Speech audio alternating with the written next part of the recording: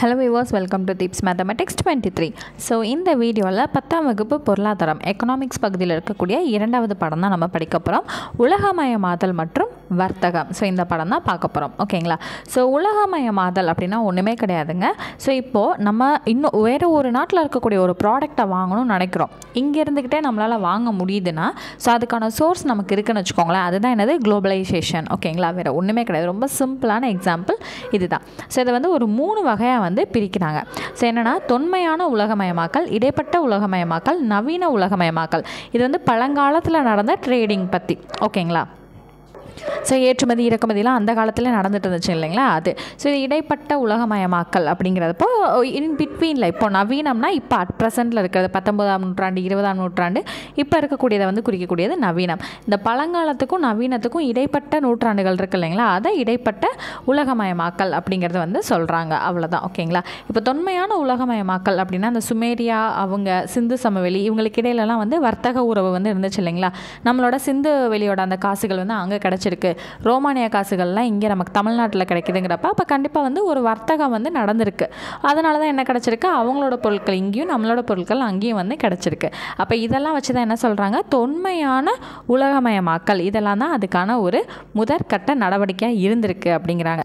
ஒரு வடிவத்தை வந்து கொடுத்துருக்கு, உலகமயமாக்கலுக்கான ஒரு வடிவத்தை வந்து கொடுத்துருக்கு அப்படிங்கிறத நமக்கு எடுத்து சொல்கிறாங்க. ஓகேங்களா?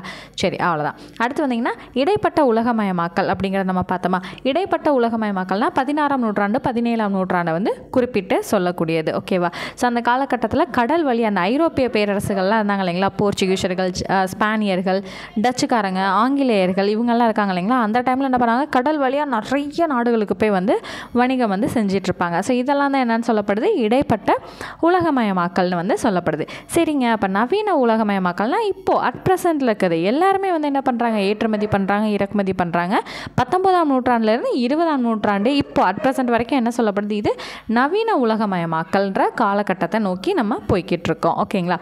சரி, இப்போ அடுத்து வந்து பார்த்திங்கன்னா வரலாற்று பார்வையில் தென்னிந்தியாவில் வர்த்தகம் மற்றும் வணிகர்கள். ஸோ இது ஒன்றுமே கிடையாதுங்க. 8ஆம் வகுப்பு ஹிஸ்ட்ரி பாட புத்தகம் அதில் வந்து ஐஎன்எம்க்கு படிச்சிருந்தீங்கனாலே இந்த 2 பேஜ் வந்து உங்களுக்கு அப்படியே கவர் ஆகிருக்கும். ஸோ யாரை பற்றி இங்கே பார்க்க போகிறோம் அப்படின்னா, அந்த ஐரோப்பியர்கள் இருக்காங்க இல்லைங்களா? போர்ச்சுகீசியர்கள், டச்சுக்காரர்கள், ஆங்கிலேயர்கள், டேனிஷ்காரர்கள், ஃப்ரெஞ்சுக்காரர்கள். ஸோ அவங்கள பற்றி தான் இங்கே நம்ம பார்க்க போகிறோம். அந்த ஒரு முழுமையான பாடத்தை இங்கே ஒரு ஷார்ட்டாக சுருக்கி ஒரு பேஜ் 1.5 பேஜில் நம்ம படிக்க போகிறோம். அவ்வளோதான். ஓகேங்களா? இப்போ வந்து பாருங்களேன், இங்கே ஐரோப்பியரோட வணிகர்கள் ஸ்டார்டிங்கில் வந்து என்ன பண்ணுறாங்கன்னா, வாஸ்கோ ட காமா இருக்கார் இல்லைங்களா? ஸோ அந்த வாஸ்கோ ட காமாங்கிறவர் தான் என்ன பண்ணுறாரு அப்படின்னா, ஐரோப்பாவிலேருந்து இந்தியாவுக்கு வரதுக்கான ஒரு புது வழியை வந்து கண்டுபிடிக்கிறாரு. எந்த வழியாக வரலாம் அப்படின்னு கண்டுபிடிக்கிறாருன்னா, நன்னம்பிக்கை முனை அப்படிங்கிற வழியாக, கடல் பாதை வழியாக இந்தியாவுக்கு வந்து சேரலாம் அப்படிங்கிற ஒரு வழியை வந்து கண்டுபிடிக்கிறார். அப்போ அடுத்து வாஸ்கோ ட காமாவை ஃபாலோ பண்ணி யார் வராங்க? அவரோட தலைமையில் போர்ச்சுகீசியர்கள் வந்து வராங்க. மே மாதம் 1498 இங்கே வராங்க. கள்ளிக்கோட்டைங்கிற இடத்துல வந்து என்ன பண்ணுறாங்க? வாணிபத்தை ஆரம்பிக்கிறாங்க. அவங்களோட சென்டரை போட்டு நாங்கள் இங்கே சேல்ஸுக்காக வந்திருக்கோங்க அப்படின்னு சொல்லிட்டு ஆரம்பிக்கிறாங்க. சரிங்களா? அப்போ வாஸ்கோ ட காமா இருக்கார் இல்லைங்களா? அவர்னால இந்தியாவிலேருந்து கொண்டு செல்லப்பட்ட பொருட்களோட மதிப்பு வந்து எவ்வளோ இருக்குன்னு பார்த்தீங்கன்னா, அவங்க அங்கே போர்ச்சுகீஸில் இருந்து இங்கே இந்தியாவுக்கு வந்து இந்தியா முழுக்க சுற்றி பார்த்த செலவெல்லாம் 60 மடங்கு அளவுக்கு இங்கேருந்து பொருட்கள் வந்து அவங்க அங்கே எடுத்துகிட்டு போயிருக்காங்க அப்படின்னு வந்து சொல்கிறாங்க. ஓகேங்களா? அடுத்து 1502 வருடம் 2வது முறையாக மறுபடியும் அவர் இந்தியாவுக்கு வராரு. வந்த டைமில் வந்து என்ன பண்ணுறாங்க? கள்ளிக்கோட்டை, கொச்சின், கண்ணனூருங்கிற இடத்துல எல்லாம் அவங்களோட நிறுவனங்களை நிறுவுறாங்க. சரிங்களா? அடுத்து வந்து பார்த்திங்க அப்படின்னா, இந்தியாவில் இந்த போர்ச்சுகீசியரோட தலைமையிடமாக எதுவாக இருக்குன்னா கொச்சின் அப்படிங்கிற இடம் வந்து அவங்களோட ஹெட் குவார்ட்டர்ஸை அவங்க நிர்ணயிச்சுக்கிறாங்க. அடுத்து யார் வராங்க இந்தியாவுக்குள்ளே அப்படின்னா, டச்சுக்காரங்க வந்து வராங்க. சரிங்களா?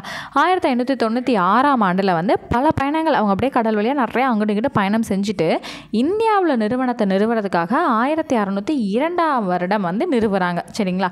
1605 அட்மிரல் வான் டெர்ஹேன் அப்படிங்கிறவர் டச்சு நிறுவனம் மசூலுப்பட்டினம், பெத்தபோலி, தேவானாம்பட்டினம்ங்கிற இடங்கள் எல்லாத்துலேயுமே என்ன பண்ணுறாரு? அவர் நிறுவுறாரு. அடுத்து 1610ஆம் ஆண்டில் சந்திரகிரிங்கிற இடத்துல வந்து பார்த்திங்கன்னா இன்னொரு இண்டஸ்ட்ரியை வந்து அவங்க நிறுவுறாங்க. அடுத்தது இண்டிகோ மற்றும் வங்க கச்சா பட்டு அப்படிங்கிற பொருட்கள் எல்லாத்தையுமே டச்சுக்காரங்க என்ன பண்ணுறாங்க? ஏற்றுமதி செய்கிறாங்க. இந்தியாவில் டச்சுக்காரங்களோட தலைமையிடமாக இருந்த இடம் எதுனா பழவேற்காடு. ஓகேங்களா? சரி, அடுத்து ஆங்கிலேயர்கள் வந்து போய் வந்து கம்பெனிலாம் தொடங்கலாம். ஆங்கிலேயர் கம்பெனின்னு சொல்கிறோம் இல்லைங்களா? அதெல்லாம் தொடங்குறதுக்கு எலிசபெத் ராணி எப்போ அனுமதி தராங்க அப்படின்னா, டிசம்பர் 31 1600ஆம் ஆண்டு வந்து அவங்க என்ன பண்ணுறாங்க? ஒரு பட்டயம் வந்து வழங்குறாங்க. அதுதான் வந்து அனுமதி ஃபார்மேஷன்றது வந்து சொல்லுவாங்க. சரிங்களா?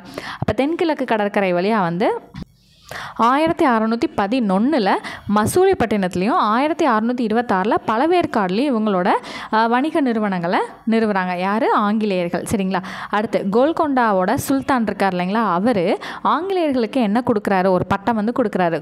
கோல்டன் ஃபயர்மேன் அப்படிங்கிற ஒரு பட்டத்தை வந்து கொடுக்குறாரு. அடுத்து வந்து 1632 அவரோட ராஜ துறைமுகங்களில் நீங்கள் இலவசமாக நீங்கள் வந்து உங்களோட வர்த்தகங்களை பண்ணிக்கோங்க, நான் உங்களை இலவசமாக உங்களுக்கு ஃப்ரீ பாஸ் கொடுக்குறேன் அப்படின்னு சொல்லிட்டு உள்ளே விடுறாரு. அடுத்து 1639 ஆங்கிலேயர்கள் வந்து சென்னையில் வந்து ஒரு வலுவான ஒரு கோட்டையை கட்டுறாங்க. பின்னால் அந்த கோட்டையை தான் நம்ம என்னன்னு கூப்பிட்றோம் அப்படின்னா செயின்ட் ஜார்ஜ் கோட்டை அப்படின்னு வந்து நம்ம அழைச்சிட்ருக்கோம். அடுத்து வந்து என்ன பண்ணுறாங்கன்னா, சோழமண்டல கடற்கரையில் இருக்கக்கூடிய மசூலிப்பட்டினத்தில் அவங்களோட குடியேற்றங்களை வந்து அவங்க மாற்றி இடம்பெயர்றாங்க. அவங்களோட அதுதான் அந்த மசூலிப்பட்டினம் அப்படிங்கிறத அவங்களோட தலைமையிடமாகவும் மாறுது. சரிங்களா? அடுத்தது டேனிஷ்காரவங்க.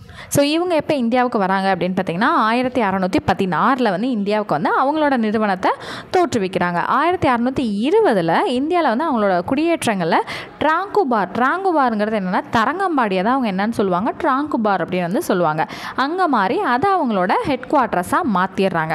1845 டேனிஷ்காரங்களோட செல்வாக்கு முற்றிலுமாக தரமட்டமாக்கப்பட்டு அவங்களோட நிறுவனங்கள்லாம் இருக்குது இல்லைங்களா, ஆங்கிலேயர்கள்கிட்ட விற்றுட்டு அவங்க ஊரை நோக்கி கிளம்பி போயிடுறாங்க. எப்போ? 1845. அடுத்தது லாஸ்ட்டாக ஃப்ரெஞ்சுக்காரவங்க. சரிங்களா? ஸோ ஃப்ரெஞ்சுக்காரவங்க 1668 கோல்கொண்டா சுல்தான்கிட்ட அனுமதி பெற்று முதல் ஃப்ரெஞ்சு தொழிற்சாலையை வந்து என்ன பண்ணுறாங்க? நிறுவுறாங்க. எப்போ? 1668.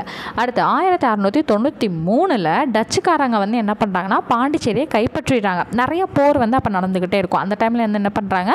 பாண்டிச்சேரியை கைப்பற்றிட்டு மறுபடியும் என்ன பண்ணிடுறாங்க? டச்சுக்காரங்க ஃப்ரெஞ்சுக்காரங்க கிட்டேயே பாண்டிச்சேரியை கொடுத்துட்றாங்க. சரிங்களா? 1701 என்ன பண்ணுறாங்க? பாண்டிச்சேரி ஃப்ரெஞ்சுக்காரங்களோட தலைமையிடமாக அவங்க மாற்றுறாங்க. ஓகேங்களா? அவ்வளோதான்.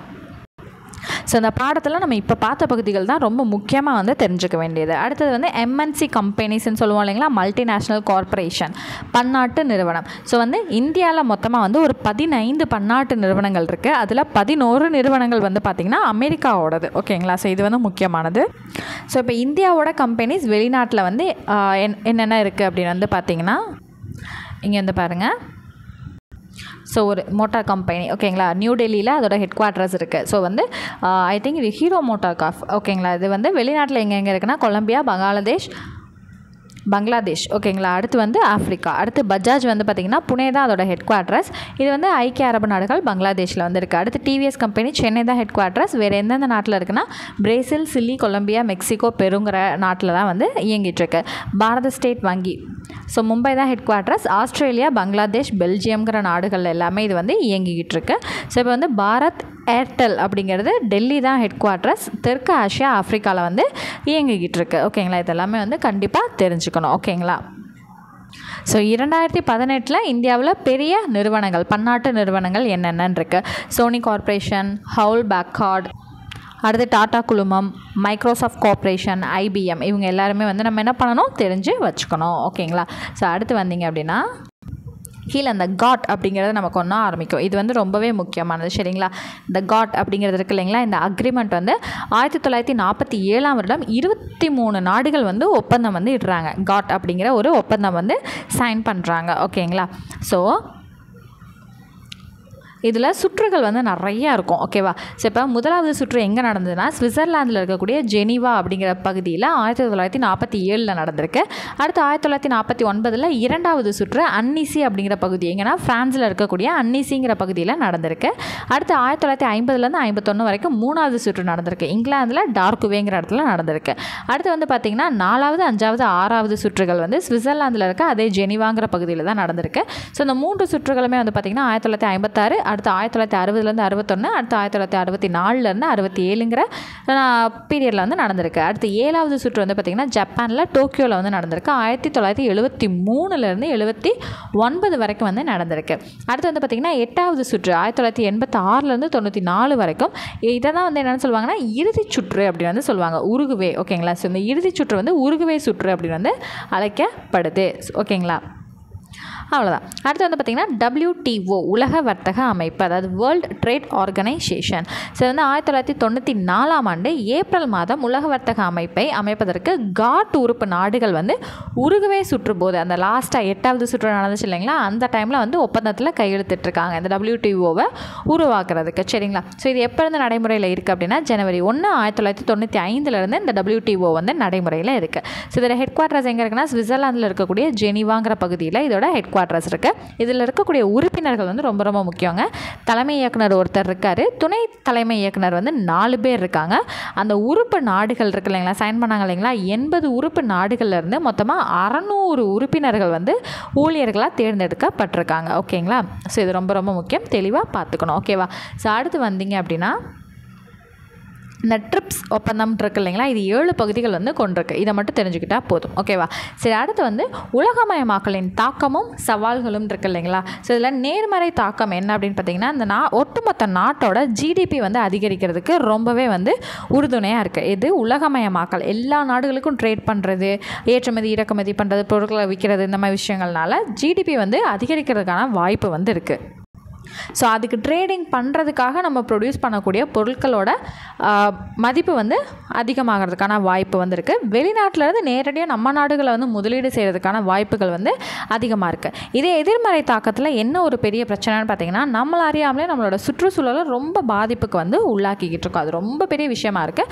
அண்ட் நியாயமே இல்லாமல் ஒழுக்கமும் இல்லாமல் நிறைய விநியோகம் வந்து நடந்துக்கிட்டு இருக்கு அப்படிங்கிறது. ஸோ இது எல்லாமே வந்து உலகமயமாக்கலோட தாக்கமும் சவால்களாகவும் வந்து பார்க்கப்படுது அப்படிங்கிறத சொல்லியிருக்காங்க.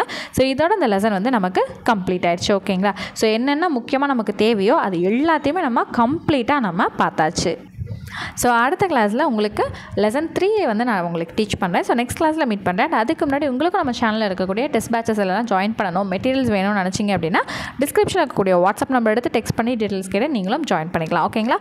ஸோ நெக்ஸ்ட் கிளாஸில் மீட் பண்ணுறேன். தேங்க்யூ.